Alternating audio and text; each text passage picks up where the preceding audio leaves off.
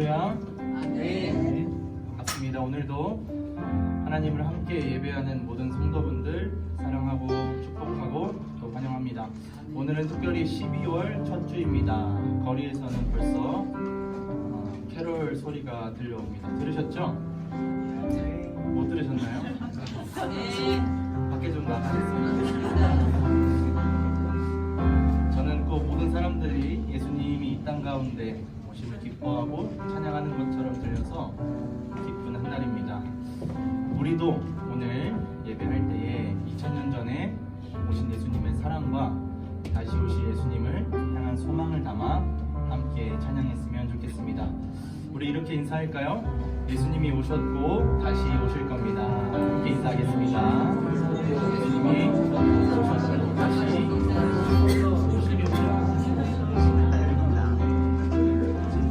다시 오실 겁니다.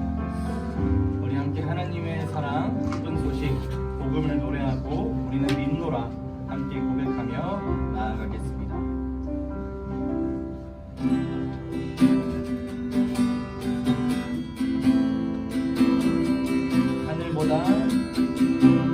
하늘보다 높으신 주 사랑, 바다보다 넓으신 주 사랑, 나를 향한 크고 높으신 사랑, 어때고 그 모든 것 내게서 멀리 거두셨네. 나의 수신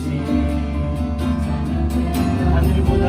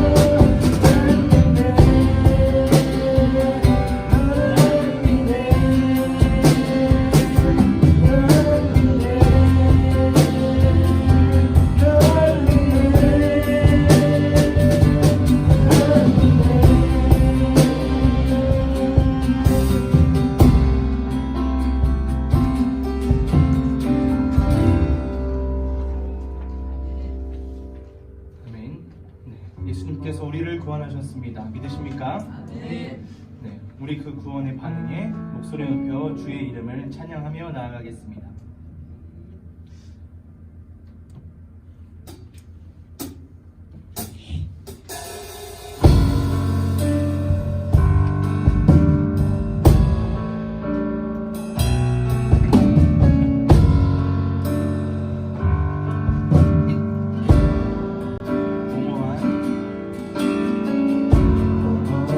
이 세상 소망 하나 없는데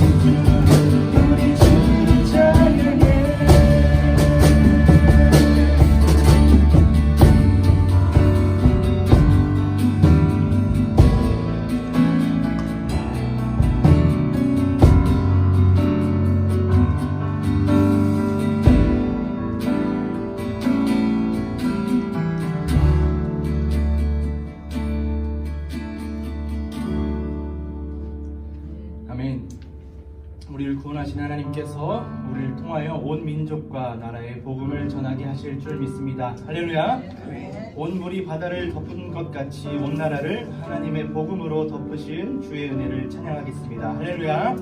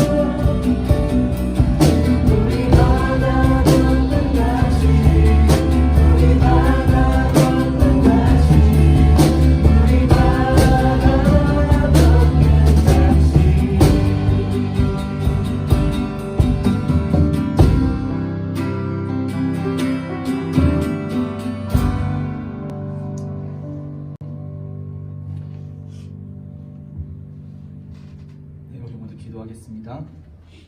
하나님, 예수님의 십자가를 통하여 지성소로 나아가는 휘장이 모두 찢어져 거치게 되었고 우리 모두가 하나님 앞에 나아갈 수 있게 하셨습니다. 이를 통하여 이스라엘뿐 아니라 모든 족속이 주의 복음을 듣고 하나님께 돌아오게 되었습니다. 모든 감사와 영광, 찬양 홀로 받아 주옵소서. 오늘 예배와 말씀을 통하여 우리가 우리 속에 구분짓는 모든 휘장이 찢어지고 거쳐지게 하셔서 우리를 통해 모든 족속으로 복음이 흘러가길 간절히 소망합니다. 오늘의 예배에도 역사하여 주시며 함께 하실 것을 믿음으로 감사하며 예수님의 이름으로 기도했습니다. 아멘. 사도신경으로 신앙을 고백합니다. 전능하사 천지를 만드신 하나님 아버지를 내가 믿사오며 그 외아들 우리 주 예수 그리스도를 믿사오니 이는 성령으로 인하사 동정녀 마리아에게 나시고 본디오 빌라도에게 고난을 받으사 십자가에 못 박혀 죽으시고 장사한 지 사흘 만에 죽은 자 가운데서 다시 살아나시며 하늘에 오르사 전능하신 하나님 편에 앉아 계시다가 저리로서 산자와 죽은 자를 심판하러 오시리라. 성령을 믿사오며 거룩한 공예와 성도가 서로 교통하는 것과 죄를 사하여 주시는 것과 몸이 다시 사는 것과 영원히 사는 것을 믿사옵나이다. 아멘. 네, 우리 석수지은 형제 기도해 바랍니다.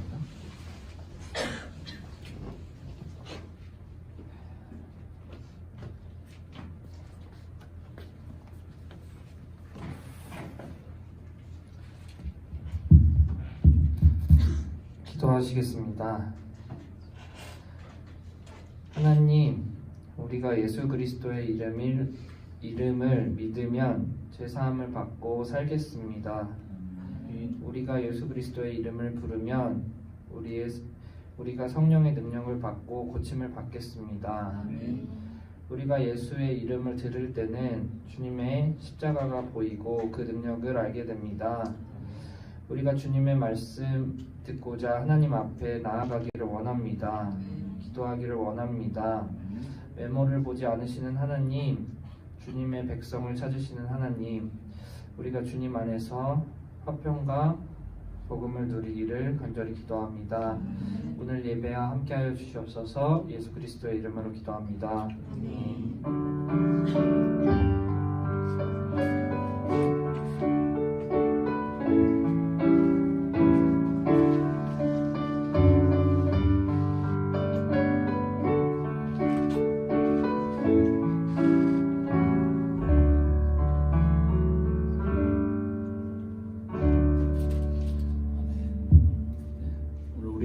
하나님의 말씀은 사도행전입니다. 사도행전 10장 24절부터 마지막 43절까지 교독하겠습니다.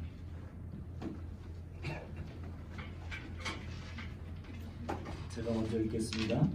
이튿날 가이사라에 들어가니 고넬료가 그의 친척과 가까운 친구들을 모아 기다리더니 아침에 들어가 들어올 때에 고넬료가 베드로가 일으켜 이르되 일어서라 나도 사람이라 하고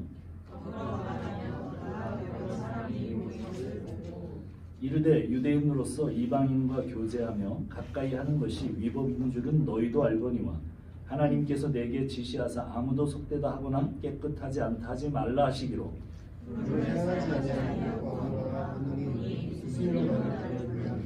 고넬료가 이르되 내가 나흘 전에 이맘때까지 내 집에서 제 구시 기도를 하는데 갑자기 한 사람이 빛난 옷을 입고 내 앞에 서서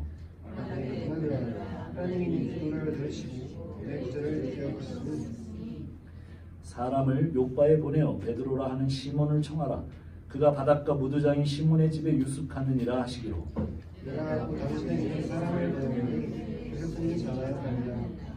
제가 지금서 당신에게 명하신 모든 것을 지도하여 하나님 앞에 이르나이다. 베드로가 입을 열어 말하되 내가 참으로 하나님은 사람의 외모를 보지 아니하시고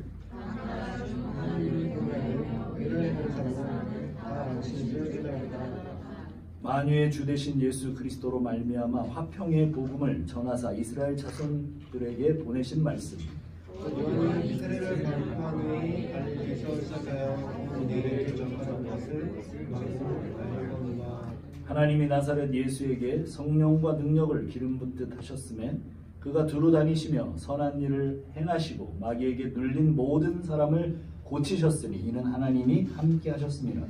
그들이 땅과 예루살렘에서 그가 행하신 모든 일에 승리라 그들이 나무에 따라 죽였으나 하나님이 사흘 만에 다시 살리사 나타내시되 모든 백성에게 하신 것이 아니요 오직 미리 택하신 증인 곧 죽은 자 가운데서 부활하신 후 그를 보시고 음식을 먹어주기에 하신 것이라. 우리에게 명하사 백성에게 전도하되 하나님이 살아있는 자와 죽은 자의 재판장으로 정하신 자가 곧 이 사람인 것을 증언하게 하셨고 그에 그에 대하여 모든 선지자들이 그를 믿는 사람들이 다 그 이름을 심히 경험하고 제사함을 받는다 하였다. 예, 여기까지 읽겠습니다. 너무 본문이 길어서 여기까지 읽고 나머지는 설교 들을 때 하겠습니다. 네, 이 시간에는 우리 김예경 자매가 미국에서부터 왔습니다. 네. 미국 사우스 웨스턴 신학교에서 MDB 과정 중인 우리 지금 유학을 하고 있는 김예경 자매가 비행기를 타고 한국에 왔습니다. 오늘은 특송으로 하나님께 영광을 돌리겠습니다. 네.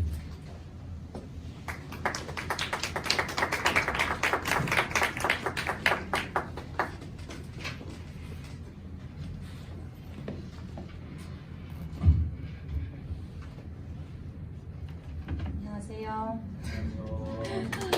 미국 텍사스주에서 신학을 공부하고 있는 김예경입니다. 1년 반 전에 여기서 특송 부르고 파송 받아서 미국으로 갔는데 방학에 잠시 또 인사드리려고 들렸습니다.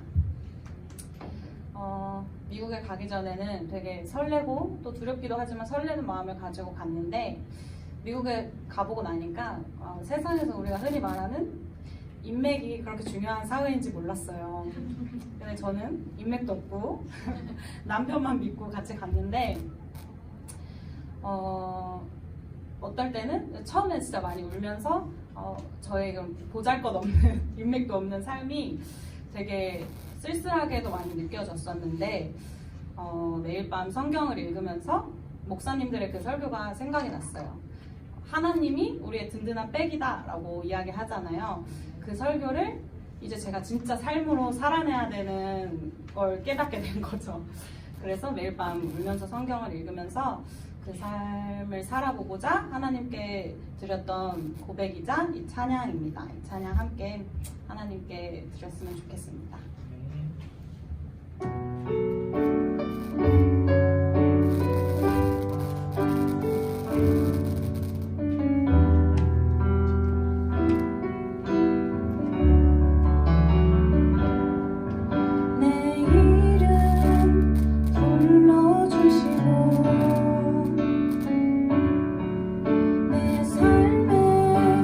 주인 되시는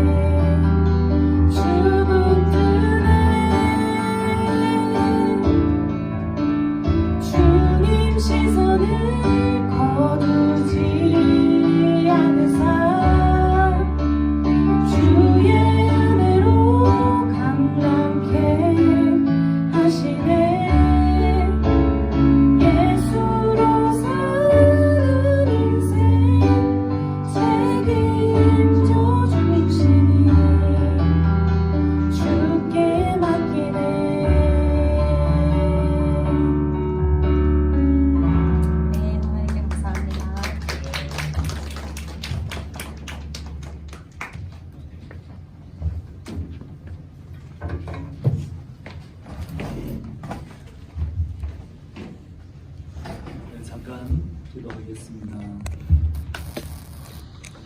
하나님 아버지 감사합니다. 오늘도 우리가 주의 말씀 앞에 섰습니다. 주께서 말씀하시고 주께서 우리 심중에 성령으로 깊이 말씀하시는 시간 되기를 소원합니다. 종의 부족한 입술 붙드시고 주의 말씀만 선포되는 귀한 시간 되도록 인도하여 주옵소서. 감사합니다. 예수님의 이름으로 기도합니다. 우리 같이 한번 인사합시다. 네, 하늘 복 받으세요. 감사합니다.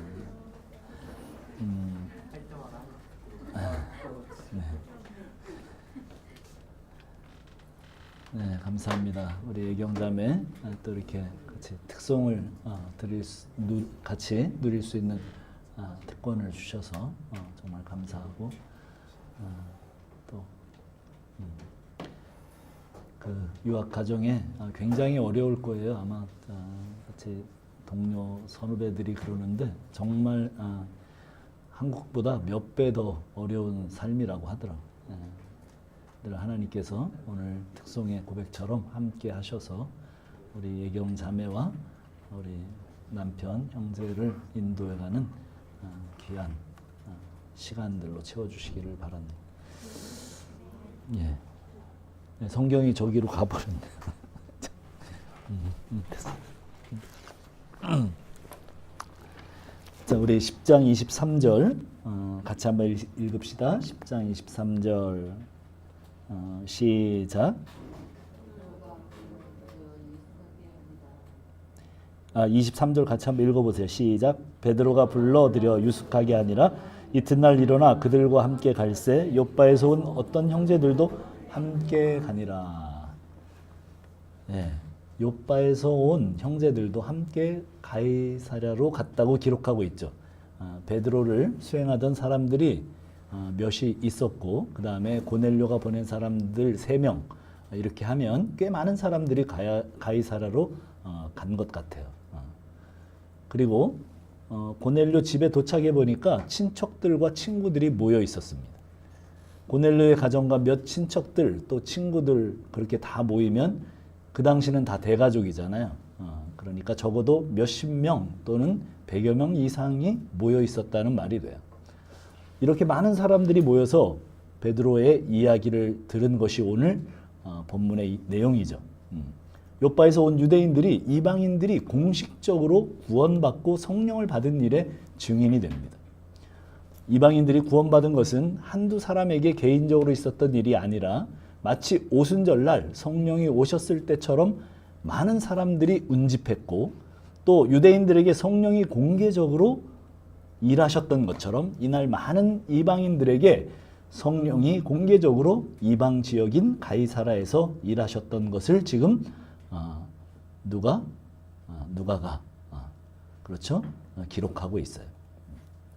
자, 25절로 27절 한번 우리 읽어봅시다. 25절로 27절 시작. 마침 베드로가 들어올 때 고넬료가 맞아 발 앞에 엎드려 절하니 베드로가 일으켜 일어서다 나도 사람이라 하고 더불어 말하며 들어가 여러 사람이 모인 것을 보고 23절에 고넬료로부터 왔던 사람들이 무두장이 시몬의 집에서 베드로가 불러들여 하룻밤을 잤어요. 그러니까 고넬료는 적어도 일가 친척 친구들을 하루 이상 먼저 불러 하루 이상을 베드로가 오기를 대기하면서 기다렸어요. 베드로 일행이 고넬료의 집에 들어가자 고넬료가 베드로 발 앞에 유대 문화나 발 앞에 엎드렸다고 하잖아요. 그것은 유대 문화나 로마 문화나 모두 사람들 앞에 무릎을 꿇지 않는 문화입니다. 신 앞에나 무릎을 꿇는 거죠. 그런데 엎드려서 절을 합니다. 그가 베드로의 청하여 말씀을 듣는 태도가 33절에 기록되고 있습니다. 우리 33절 한번 읽어봅시다. 시작. 내가 곧 당신에게 사람을 보내었는데 오셨으니 잘하였나이다. 이제 우리는 주께서 당신에게 명하신 모든 것을 듣고자 하여 다 하나님 앞에 있나이다. 예. 고넬료는 베드로 앞에 있는 것이 하나님 앞에 있다고 고백을 합니다. 고넬료는 베드로가 전하는 말씀을 듣기 위해서 하루 온종일 모든 가족을 또 친척 친구들을 대기시켜 놓고 그 다음에 사모하는 마음으로 기다렸을 뿐만 아니라 말씀을 전하는 베드로를 마치 하나님의 사자, 천사를 대하듯 하나님 바로 앞에 계신 것처럼 그렇게 행동을 했습니다. 예. 여러분들 지금 성목사 앞에 있는 거죠? 만약 우리 예배가 이렇게 하루 전부터 준비하고 하나님의 말씀을 지금 하나님 앞에서 듣는 것처럼 한다면 아마 진실로 하나님의 말씀이 임할 거예요. 우리가 말씀의 감동을 받지 못하는 이유 중에는 물론 잘 준비되지 않은 설교자 또 예배 인도자의 탓이 있겠지만 그러나 하나님의 말씀을 듣는 청중들이 고넬로의 자세라면 아무리 어설픈 설교자, 예배 인도자가 전하고 인도해도 엄청난 은혜의 자리가 될 것입니다. 오늘날 우리는 말씀을 들을 때나 예배를 드릴 때 고넬료와 같은 자세가 필요합니다. 하나님의 말씀을 대할 때 일반 강연을 듣는 것처럼 가볍게 유튜브 채널 하나를 듣듯이 그런 자세라면 더 이상 하나님의 은혜는 기대할 수가 없어요. 고넬료는 일가 친척 모두 모아놓고 사모하는 마음으로 기다립니다. 베드로를 존경하는 마음으로 엎드려 절하는 것으로 표현이 되잖아요. 그러니까 베드로는 자기는 단지 사람이다. 나한테 이러지 말라고 그렇게 만류합니다.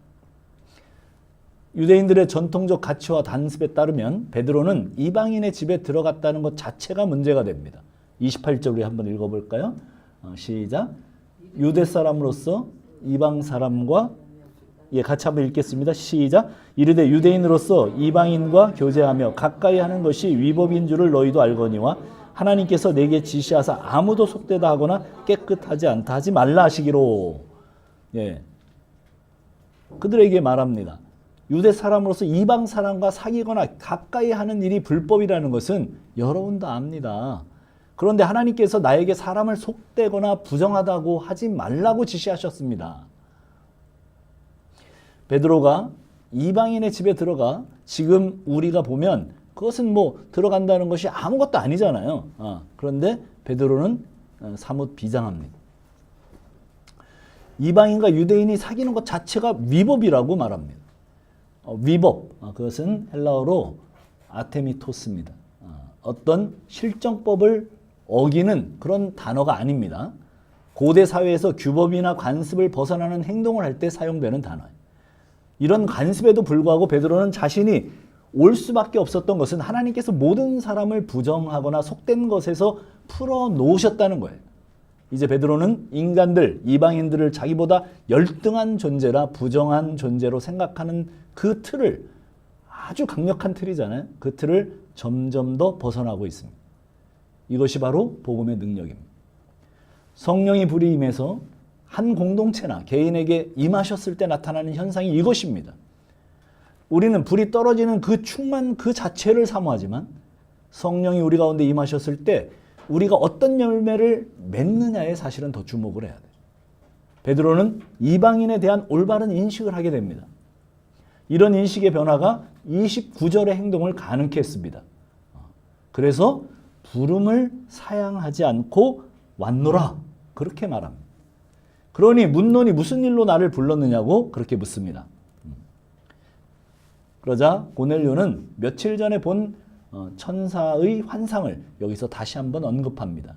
그것이 30절, 33절에 나와 있는 내용이죠.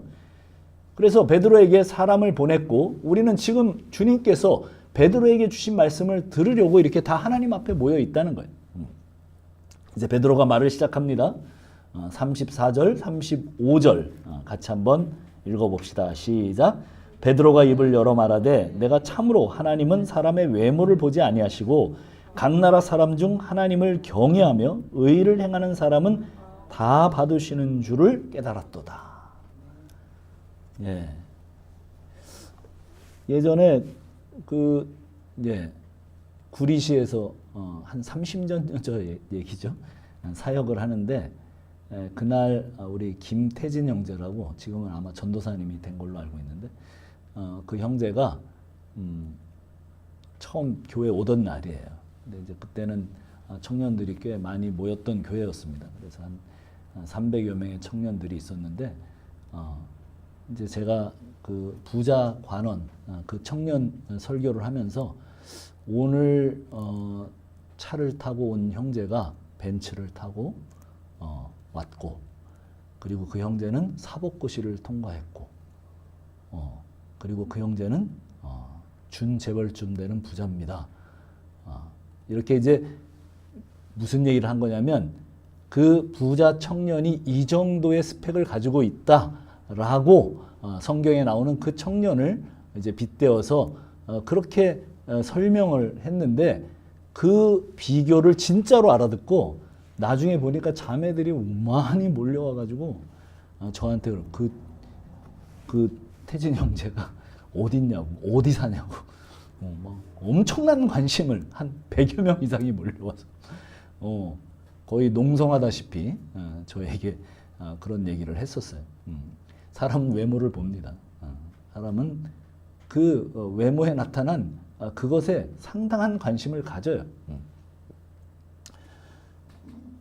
베드로의 고백 중 가장 중요한 인식의 전환은 바로 그 얘기예요. 하나님은 사람의 외모를 보지 않는다. 그 부분. 외모라고 번역된 프로소플레테스는 편애적 또는 편파적이라는 뜻입니다. 베드로가 깨달은 것은 하나님은 사람을 대할 때 절대 편파적으로 대하지 않는다는 거예요. 이 단어는 재판관들에게 금지되어 있는 행동을 뜻하는 단어예요. 부자를 만들어서 더 나은 판정을 내리는 것, 부자를 편들어서 더 나은 판정을 내리지 못하게 금지하는 바로 그런 표현입니다. 베드로는 인간들이 가지고 있는 외적 조건들, 학력, 지연, 지역, 인종, 사회적인 성공 여부, 가문, 외모, 그런 것들이 하나님 앞에서는 아무런 의미가 없다는 것이라고 지금 말하고 있는 거예요. 우리가 믿고 예배하는 하나님 아버지가 이런 분이라면 하나님을 예배하는 공동체도 그러해야 합니다. 사실은 목회자들은 미혹을 받죠. 여러분, 헌금을 많이 하는 교인들이 목사님이 예쁘게 보일까요? 목사님이 예쁘게 보이는 게 아니라 그 성도가 예쁘게 보일까요? 아니면 헌금을 아주 안 하는 그런 성도가 이쁘게 보일까요? 예. 말이 없어서 헌금을 해봤어야지 얘기를 하지. 누가 더 예쁘게 보일 것 같아요? 예. 예, 제가 지난주에 우리 누구예요? 시영 삼촌을 만나고 왔어요. 호평동에 갔는데. 근데 잘 아시는 권사님이 그 목사님 교회에서 헌금 얘기를 하시는데, 목사님이 5만 원짜리 이하를 내면 사람도 아니라는 식으로 그렇게 설교를 하셨대요. 그 바람에 5만 원을 헌금할 수 없는, 매주 5만 원을 헌금할 수 없는 처지인 그 권사님이 그 교회에서 권사 피택을 받았는데도 불구하고 교회를 나가는 걸 중단했대. 목사님들은 헌금 잘 내는 신자들을 좋아해요. 저도 그래요, 저도. 그래야지 교회가 운영되고 교회가 물질적으로도 잘 서포트가 될 거 아니에요. 그래서 저는 헌금을 보지 않습니다. 누가 얼마를 했는지. 왜요? 제 마음이 흔들릴까. 한 10여 년 이상 됐는데 누가 헌금 얼마 하는지 저는 몰라요. 헌금 더 하는 사람을 더 사랑하게 될까 봐. 사람은 외모를 보니까.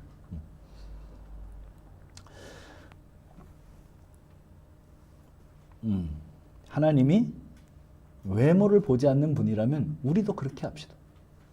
진정한 교회는 외적 조건으로, 사람을 외적 조건으로 절대로 편파적으로 대하는 문화가 발을 들여놓지 못하도록 그렇게 합시다. 자, 이제 베드로가 본격적으로 설교를 합니다. 36절에서 43절의 내용이에요. 뭐라고 설교를 하시냐면 예수님을 역사적인 분으로 선포를 합니다. 자, 역사적 사실이라는 게 뭐가 그렇게 중요한가? 요즘에는 그 신학교에서 그런 걸 가르쳐요.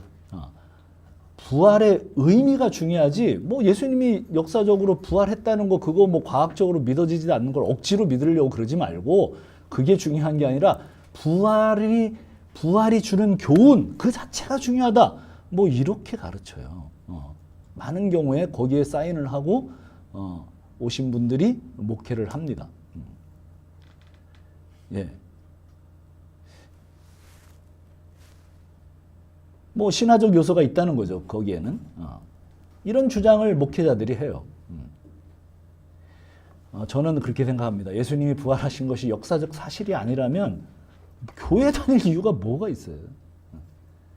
이 주일날 이 황금 시간에 뭐하러 교회 나와서 여기에 있습니까? 예, 제가 절에 가 보니까 절에 가서 목탁 두드리는 소리 들으면 마음이 평안해집니다. 차라리 그냥 절에 가는 게 나아요. 베드로가 분명하게 예수님을 역사적 존재로 인식하고 선포하고 있는 것을 여러분 봐야 돼요. 뭐라고까지 얘기합니까? 자기가 부활하신 주님 만나가지고 고기를 같이 먹었대요. 생선을. 그렇게까지 얘기하고 있어요. 자, 그리고 또 하나는 하나님은 예수님을 통해서 일하신다는 거예요. 교회 안에서 하나님을 믿는 사람들은 그냥 하나의 종교로 하나님을 신적 존재로 인식합니다. 기독교는 예수님을 제한한 하나님을 가르치는 가르침을 무조건 부정해야 합니다. 이게 복음의 아주 중요한 내용이에요. 무슨 얘기냐면 그렇게 믿는 것은 그냥 어떤 신적 존재에게 정성을 들이면 그 신이 감동을 해서 그 신을 의지하는 자에게 소원을 들어주는 이 세상 모든 종교가 가지고 있는 그런 종교 나부랭이가 되고 말아요. 실체가 없는 비인격적인 존재에게 자신의 소원을 그 필요를 이루는 신념체계가 됩니다. 똑같아요. 무당 섬기는 거나 그냥 절에 가서 부처 앞에서 있는 거나 만약에 그런 식으로 믿는다면 똑같이 돼버려요. 하나님 앞에 나아갈 수 있는 유일한 길은 예수님밖에 없어요. 더 선명하게 말하자면 그 예수님이 하나님이십니다. 이 땅에 예수님이 오셔서 보여주신 그 모습을 근거로 하나님이 누구신지 알고 믿어야지 이 예수님을 빼놓은 채 하나님을 말하는 것은 구원받는 신앙이 아닙니다. 그런데 교회 안에서는 예수님을 제외한 채 하나님을 믿는 신앙을 강조하는 자들이 의외로 많아요. 그래서 인생들이 피할 길과 이런 자들은 자기의 신앙적인 경험을 통해서 하나님을 설명하는데 그것은 엉터리입니다. 예수님을 통하지 않고 하나님을 이해하려고 하는 것은 다 엉터리입니다. 그런 차원에서 하나님은 예수님 안에서 일하시는 분이심을 강조하고 있는 것입니다. 누가 물 좀 한 잔 갖다 줄래? 그래서 인생들이 피할 길과 구원으로 인도하시는 분으로 주님을 소개하고 있습니다. 지금 베드로의 설교는 고넬료 이방인을 향하여 하는 설교입니다. 그런데 베드로가 오순절 성령 강림 때 했던 설교와 거의 일치합니다. 인상적인 것은 이방인들에게 선포했던 내용이지만 유대인들에게 선포했던 내용과 동일합니다. 무슨 말이에요? 어떤 사람에게든 우리가 가서 전해야 할 복음의 내용은 똑같다는 거예요.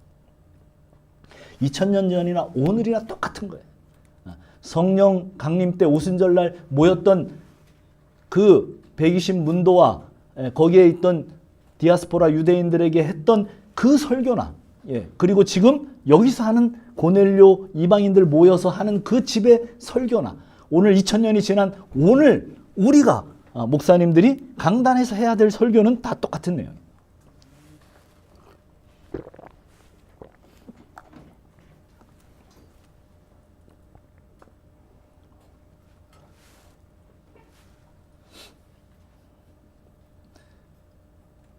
사실은 이것이 또 전도입니다. 전도에는 이 내용이 반드시 포함되어야 돼요. 예수님은 실질적으로 이 세상 가운데 오신 하나님이십니다. 죽으시고 살아나신 것은 역사적 사실입니다. 이 예수님을 통하지 않고는 어떤 인생도 하나님 앞에 나갈 수 없습니다. 이 예수님이 구원과 심판의 기준입니다. 그렇게 분명하게 선포를 해야 돼요. 그걸 선포하는 게 전도예요. 그런데 우리가 여러 가지 이유로 믿지 않는 사람들에게 이 선포가 어려워요. 그런 얘기하면 누가 교회 가겠습니까? 그래서 일단 교회로 데려오는 전략을 우리는 쓰죠. 그렇죠? 왜 이 선포를 하냐 하면 사람들이 교회 안 올 것 같아서. 그래서 전도보다는 일단 교회로 데리고 오는 인도를 택합니다. 그것도 괜찮아요. 그렇다면 이제 데리고 온 그분들 교회는 그렇다면 뭘 해야 돼요? 교회 인도를 받아온 사람에게 반드시 이 내용을 전도해야 합니다. 이 선포를 믿는 것이 구원이다. 예수를 믿는 것이 바로 그것이다. 라고 선포를 해야 돼요. 요즘 우리 석전도사가 청년들을 일일이 붙들고 복음을 설명해요. 제가 이제 자주 교회에서 목도했는데 그것이 진정으로 교회가 해야 될 일이에요. 교회 출석하자마자 복음을 듣게 하는 것, 이것이 교회가 빼놓지 말고 해야 될 우선순위입니다. 이 설교에서 중요한 두 가지 표현이 등장하죠. 만유의 주, 또 하나님을 만유의 주로 표현하고 또 하나는 화평의 복음이라는 표현이 등장합니다. 37절에서 43절에 보면 베드로는 더 이상 이스라엘의 주라는 표현을 사용하지 않습니다. 예수님은 만유의 주, 하나님은 만유의 주라고 합니다. 그리고 이 복음은 하나님과 인간 사이에서 예수 그리스도로 말미암아 화해가 일어났다고 합니다. 예수 안에서만 하나님은 죄인을 향한 진노를 멈추신다는 얘기예요. 요즘의 복음 절함은 진노하시고 심판하시는 하나님의 개념이 약합니다. 전도의 효과 때문에 이런 것들은 다 빼버리는 경우가 많아요. 그런 식으로 하면 교회가 좋고 사람들이 좋아서 교회를 계속 출석할 수는 있지만 교회 안에 불신자로 남아있을 가능성이 많습니다. 새가족들에게 그 사람이 당황하더라도 복음부터 진솔하게 나누는 그런 문화가 필요합니다. 그래서 인간은 죄인이고 이 죄의 문제를 해결하지 못하면 하나님의 진노와 심판의 대상임을 분명히 해요. 그 하나님의 진노와 심판이 예수 그리스도 안에서만 해결될 수 있음을 정말 정직하게 소개해요. 화평의 복음은 베드로에게도 이방인들에게도 화평의 복음이 주어졌다는 사실을 가르쳐 주셨습니다. 베드로는 고넬료 사건을 통해서 하나님께서 깨끗하게 하신 이방인을 더 이상 속되다 하지 않는 사람이 되었습니다. 베드로의 이 경험은 기독교가 유대를 넘어서 온 세상을 향해 나아가는 일의 결정적인 일이 됩니다. 그렇지 않았다면 복음은 유대를 벗어날 수 없었을 것입니다. 복음 안에서 모든 편견과 장벽이 무너지고 복음이 들어가는 곳마다 화평을 이루는 일들이 일어났습니다. 자, 우리 성경 하나만 찾아보지 말고 제가 읽겠습니다. 고린도후서 5장 17절로 19절입니다.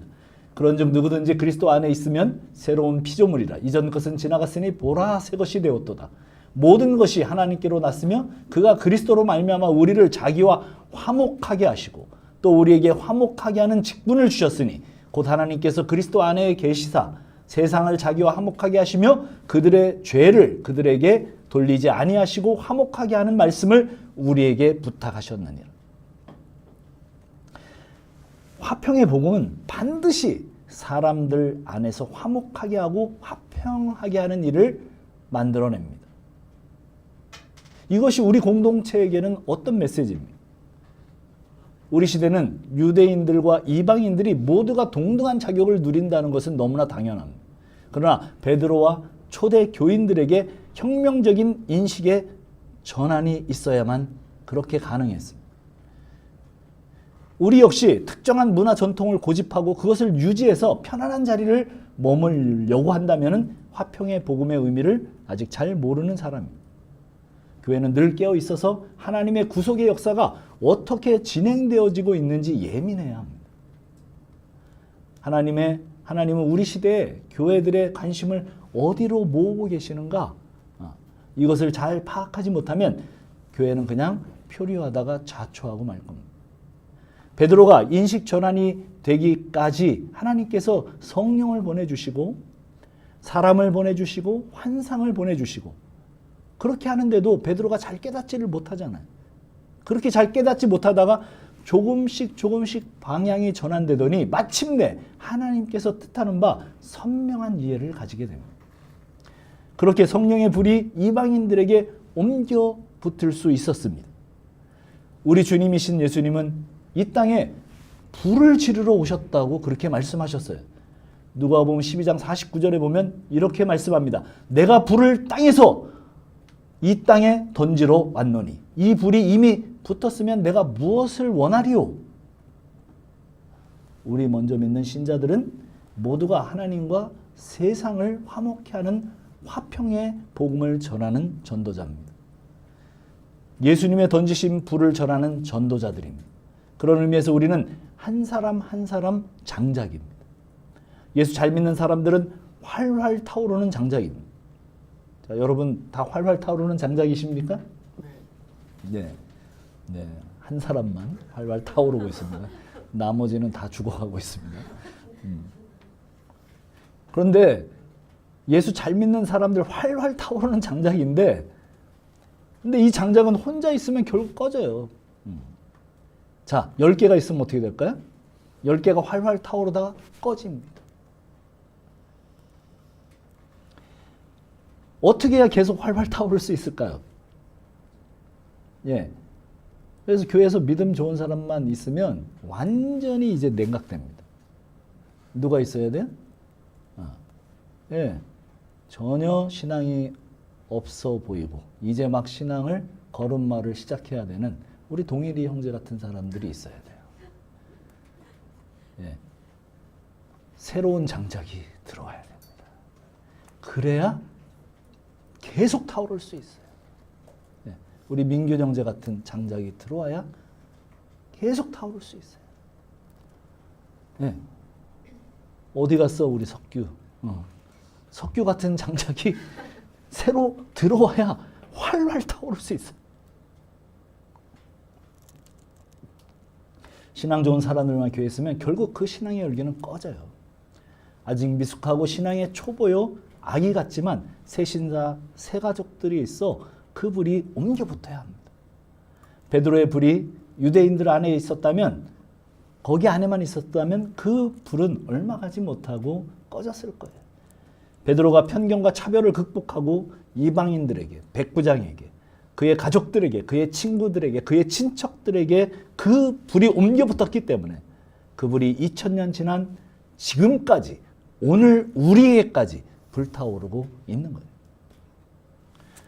오늘 우리가 2000년 전 이야기를 듣는 이유는 베드로가 자기 시대를 향해 말했던 것처럼 오늘 우리는 성경을 읽고 이 시대를 향하여 말하기 위함입니다.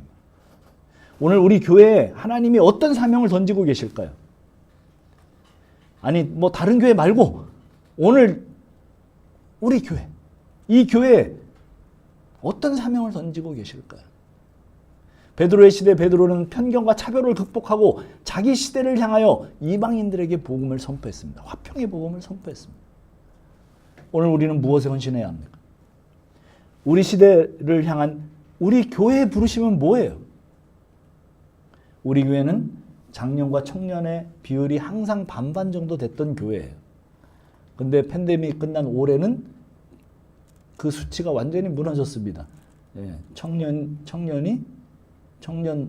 성도가 90%가 되는 교회가 90%가 되는 그런 교회가 돼버렸어요. 25세 이상, 35세 미만. 예. 그 10살 그 안에 있는 교인들의 수가 90%에 육박합니다. 무슨 선교단체도 아니고. 왜 우리들에게 이런 상황이 일어났을까요? 이 시대 가운데서 우리 교회가 할 수 있는 것이 뭘까요? 저는 지난 몇 주간 곰곰이 생각을 해봤습니다. 이 젊은이들이 도대체 뭘 할 수 있을까? 재정도 부족하고 인적 자원도 부족하고 경험도 부족하고 모든 것이 부족한 우리 이 젊은이들이 도대체 뭘 하고 있을까? 또 뭘 할 수 있을까? 그렇지만 주님께서 오늘 우리 교회에 던지는 소명이 있습니다. 오늘 이 시대에 핍절하고 정말 상실을 경험하고 있는 젊은이 세대, 결혼을 하고 싶어도 데이트조차 마음대로 할 수 있는 여건이 되지 않는 대부분의 젊은이들, 공부하고 스펙을 위해 열심히 살았지만 취업의 문은 여전히 바늘구멍이고, 정서적으로 메말라가는 현실 속에서 마음 들 것 없는 젊은이들을 향하여 게임과 유튜브에 중독돼서 밤을 새고 정말 활력 없이 살아가고 있는 젊은이들을 향하여 내가 먼저 샬롬의 복음, 즉 원수되었던 하나님과 나 사이가 정말 칼을 겨루고 원수 사이였던 그런 사이에서 그리스도의 화평의 복음으로 말미암아 이제는 화해 정도가 아니라 뒤돌아서서 하나님과 부둥켜 안는 그런 하나님의 자녀가 되고 하나님의 사람이 된, 그렇게 화해된 삶을 살게 된 사람으로서 이 평화의 복음, 즉 그런 불장작이 되는 그 부르심 말, 우리에게는 그런 사명이 주어졌어요. 그래서 이 교회로 젊은이들이 들어오면 회복되고 다시 화평의 복음의 사람으로 세상을 향해서 나가게 되는 그 일 말이에요. 그런 의미에서 이 젊은이들에게 더 도전과 복음을 온 마음과 온 몸으로 같이 해줄 장년들이 필요한 것은 두말할 필요도 없습니다. 오늘 인터넷으로 우리 교회 예배를 드리거나 말씀을 접하는 분들에게, 또는 이런저런 경로로 이 교회의 소명을 알게 되신 분들에게 저는 오늘 헌신을 도전합니다. 헌신이 뭐예요? 몸을 드리는 거예요. 주님께서 2000년 전 우리를 위해서 헌신하셨기 때문에, 십자가의 제물로 하나님께 모두 드리셨기 때문에 이제는 우리가 무엇을 드리려고 예배하는 것이 아니에요. 그거 우리 다 알죠? 그래서 바울은 자기 몸을 하나님께 기뻐하시는 거룩한 산 제물로 드리라고 했어요. 그것이 우리가 드릴 영적 예배, 합당한 예배라고 말했습니다. 먼 거리에도 불구하고 젊은이들을 위한 화평의 복음을 위해 자신의 몸을 산 제물로 드릴 분이 어디 있습니까?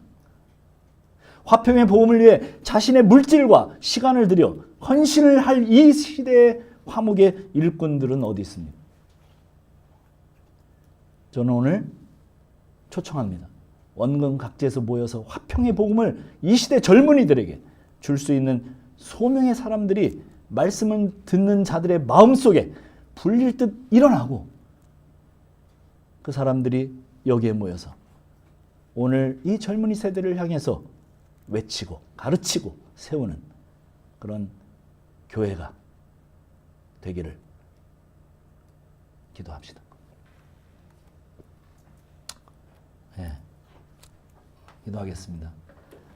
베드로는 2000년 전에 화평의 복음을 이방인들에게 아무런 편견 없이 전했습니다. 오늘 우리가 그런 장작불이 되어서 이 땅의 젊은이들에게 나아갑시다.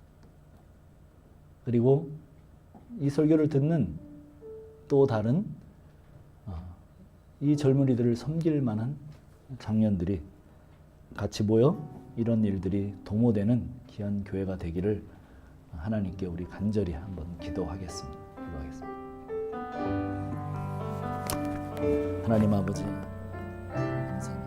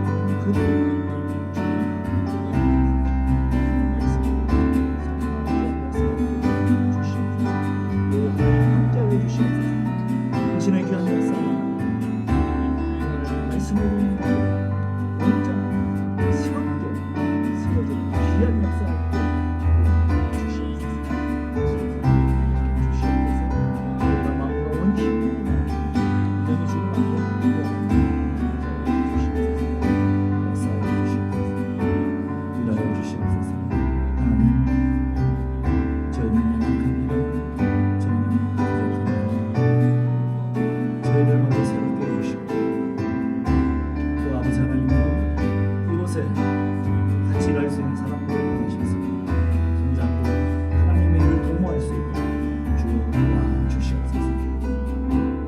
이 상실된 젊은이 세대를 향해서 헌신하고 다가가는 귀한 자들이 모여드는 교회가 될 수 있도록 주시옵소서.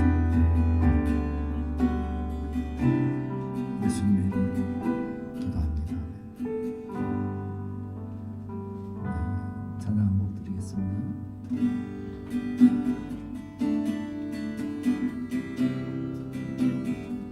내 눈 주의 영광을 보네.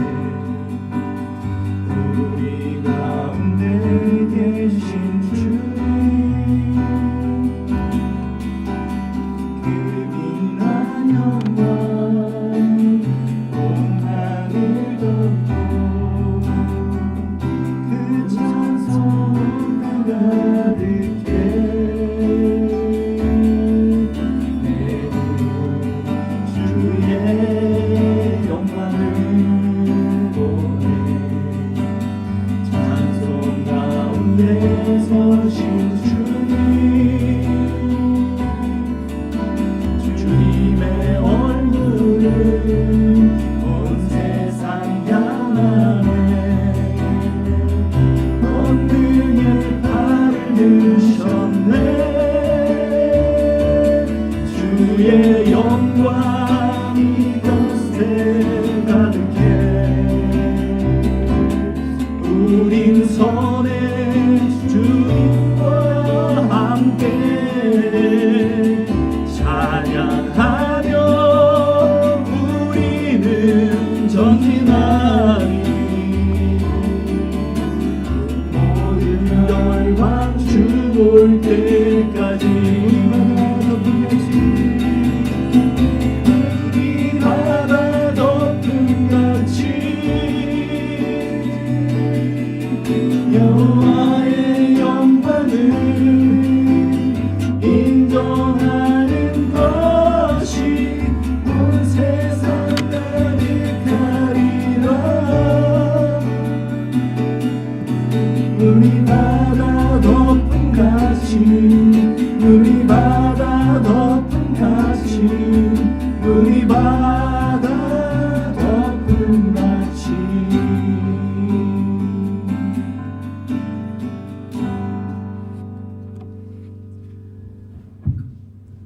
하나님, 저희 교회 소명을 주셨습니다. 저희 교회 사명을 주셨습니다.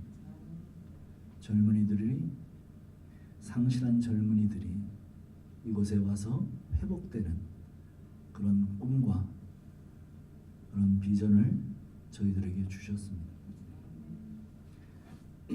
그래서 젊은이들만 모여 있습니다. 주님, 저희들이 그래서 여러 가지가 부족합니다. 주님, 함께 젊은이들을 깨우고 이 상실한 젊은이들을 세워갈 일꾼들을 보내주시고, 또 여기에서 각성된 젊은이들이 그런 사역들을 감당할 수 있도록 주여 은혜를 더하여 주옵소서.